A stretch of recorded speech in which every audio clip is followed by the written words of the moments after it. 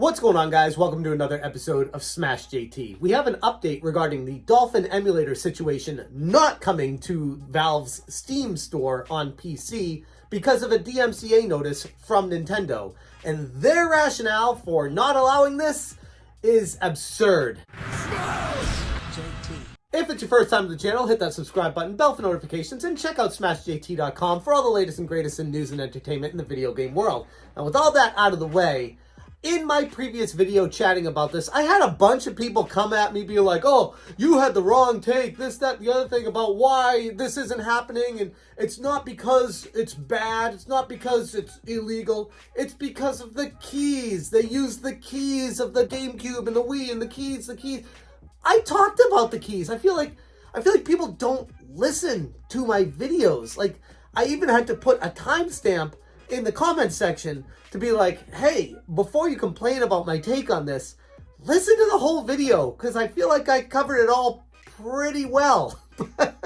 But that's neither here nor there.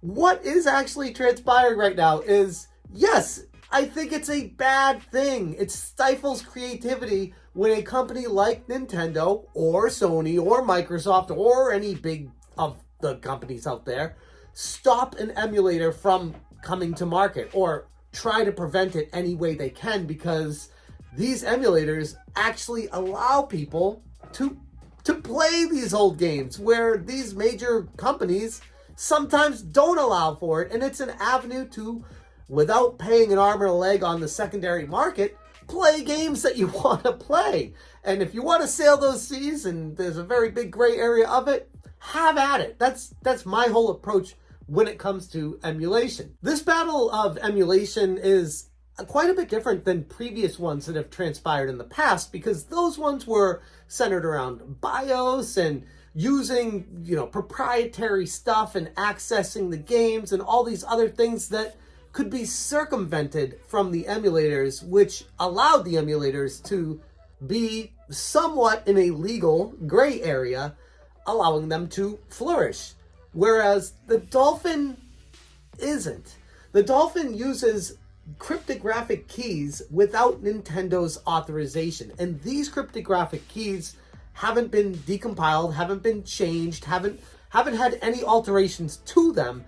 And Nintendo is claiming that that is their proprietary code, and it's being reused and pushed out to the masses without Nintendo's authorization. And unfortunately, they do have some sort of argument from that perspective, if those keys are the same, which people on Twitter have confirmed that are in these emulators night and day, that say, yep, they did, and that's a problem because they didn't change anything. Nintendo does have legal grounds to take this down, at least from the Steam store, where the Dolphin is still readily available in many different locations on the internet. The interesting thing about all of this is Nintendo responded to Kotaku. Yeah, the same Kotaku that was blacklisted by Nintendo for talking about Zelda leaks and giving people avenues to how to get Zelda downloaded early and Metroid downloaded early. That same Kotaku, a Nintendo spokesperson, spoke to them. So apparently they're not completely blacklisted. They're just not allowed to get games early anymore. Nintendo is committed to protecting the hard work and creativity of video game engineers and developers. This emulator illegally circumvents Nintendo protection measures and runs illegal copies of games. Using illegal emulators or illegal copies of games harms development and ultimately stifles innovation. Nintendo respects the intellectual property rights of other companies and in turn expects others to do the same. So Nintendo suits are taking the perspective of an emulator stifles innovation, which hysterically, before they even responded, in my previous take about this was, by Nintendo stopping Dolphin, they are stifling innovation themselves. So, I mean, which side of innovation would you prefer to be on? The realistic take on this is Nintendo's protecting their IPs. Not because they want to sell them and make money off them, because if they did, they'd be doing that already. The reality is, Nintendo wants control. It's all about controlled distribution to them, and they want to be the ones that have the final say on who plays games that have previously come on Nintendo consoles and who doesn't, and how they go about playing them, because when you control, you have the power, you make the money. And Nintendo understands this, and they're doing everything in their rights legally to protect that. Do I agree with it? No. Do I think I'd do the same thing if I were in Nintendo's shoes? Probably. I'd be lying if I said I wouldn't. I feel like this is a pretty obvious move by Nintendo to protect what is technically, legally, historically theirs. Do I have issues with Nintendo not allowing people to download what they want and pay for what they want and taking down the Wii Shop? Yeah, like that's a big issue, but that's not the argument here.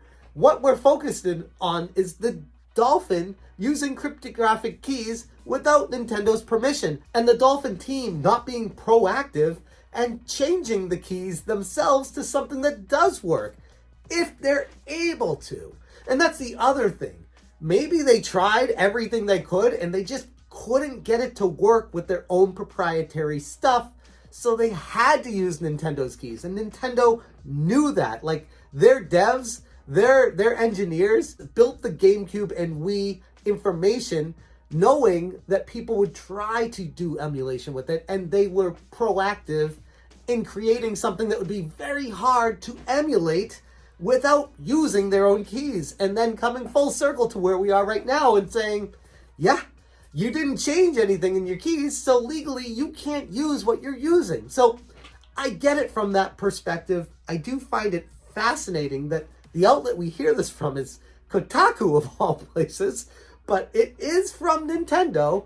They spoke to Kotaku and they said that they don't want people doing this because it harms creativity. It ultimately stifles innovation, which again, strongly disagree with. But legally, if they are going to move forward with a court case on this, it sounds a lot better to say it stifles innovation than saying, oh, we want to just have control over this stuff. We don't necessarily want to make money on it right now. We just want control over it. Because the whole point of copyrights and protecting IP is to make sure that companies are giving access to what they own. And if Nintendo's not doing that, then there's a whole nother legal issue with that shows up. Not a lawyer, but just looking at this from the standpoint of somebody who's dealt with emulation, dealt with the legalities of this, seen a lot of it previously take place. Dolphin's not in a great place right now. Their team needed to do something different, original, and unique to separate from using the cryptographic keys that the Wii and the GameCube use. They did not do that, and now they find themselves in a really weird place where they can't technically do anything. I mean, they could try to sue Nintendo for stopping them, but reality, I don't really see that happening, because what legal grounds would they have if they're borrowing code from Nintendo to put out their platform to emulate Nintendo's stuff? And I think the crux of the situation falls on that. They need to come up with something original and unique so that it can bypass what Nintendo's gatekeeping is right now. That's where it stands. That's the full information on Dolphin not coming to Steam currently. And like I said in my last video, I don't think we've seen the end of this by any stretch. I'm fascinated to see what turn it takes next. But as it stands right now, I feel like the Dolphin team got caught with their pants down, and I don't know how they didn't see this coming, because many people in the emulation community had been telling the Dolphin team this all the way over the past few years leading up to this moment, that it's going to come back and bite them in the ass. And here we are, and it's biting them in the ass. Big shocker, but it is what it is. I'm going to leave the video right there. Thank you guys so much for watching. And as always, you stay smashing. Smash,